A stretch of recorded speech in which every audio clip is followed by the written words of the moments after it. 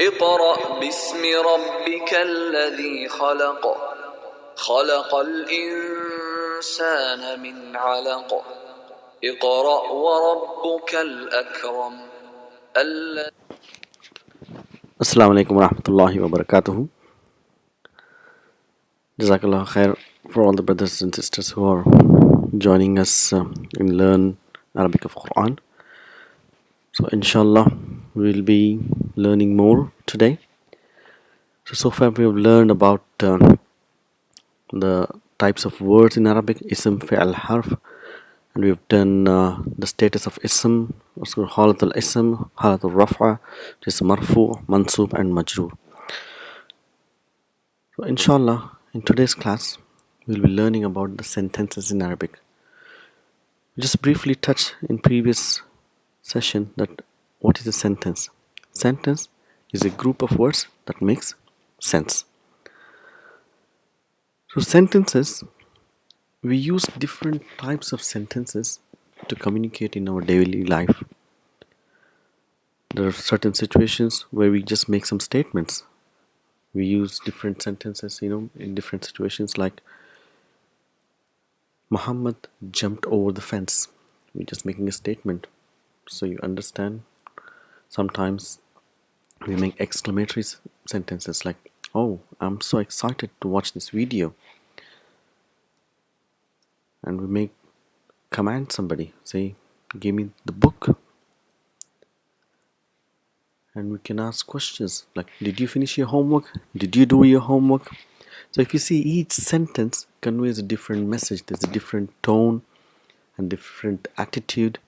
So it's very important to understand when we are reading Quran, what is the tone of the sentence? What is the message of the sentence?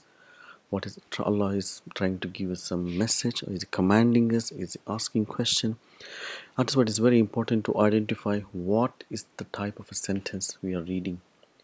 So when you're reading Arabic, so as I said, Arabic is a simple language, so try to simplify as much as possible. So in terms of types of sentences in Arabic, we have two types of sentences.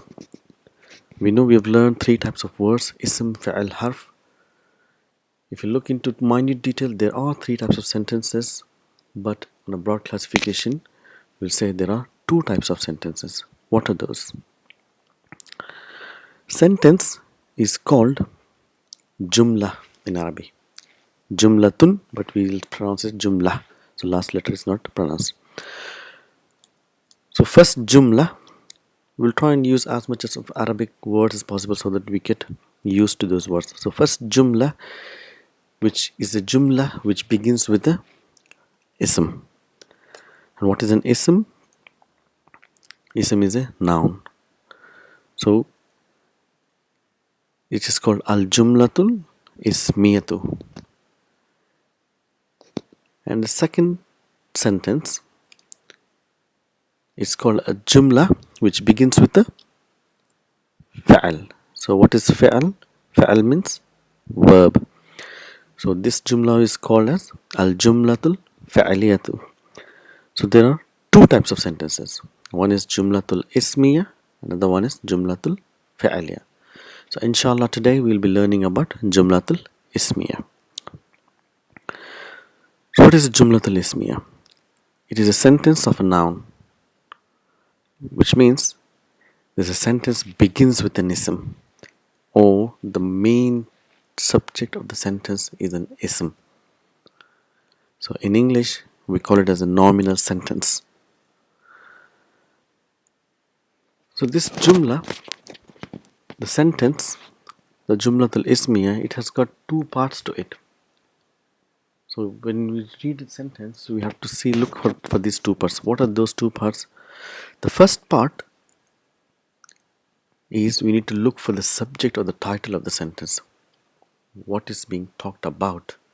What is the main person or a thing or an object or an idea? So what is the main title of the subject, and what is that being talked about? And that's called a news about the subject. So we got two parts. We got subject, and what we call this subject or title in Arabic, it's called as mubtada. and the news about the subject is called khabar. Mubtada means the beginning actually. It's like in Urdu it starts from like a ibtada, so it's mubtada, that main subject of the title, and we got khabar, which is news. So mubtada and khabar. So if you look at these sentences, we can identify. If I say Muhammad is intelligent, so Muhammad is the subject of the sentence, and we're giving some news about him. It's called is intelligent. Let's say, how do you write in Arabic? We write Muhammadun Zakiyun. Muhammad is intelligent. If I say you are a student, how do we write? The you is a subject, and we're giving news that you are a student.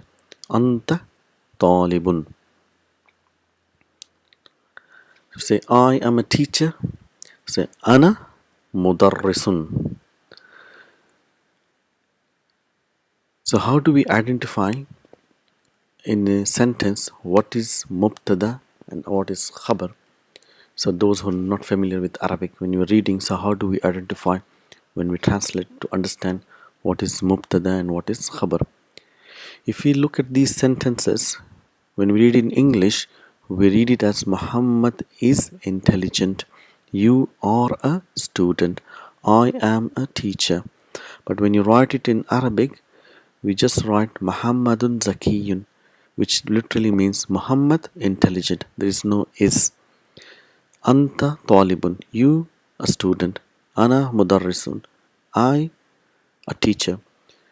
So there are words which are missing, which is called a coupling words which joins, which is called connectors. Is, are and am are not there in Arabic.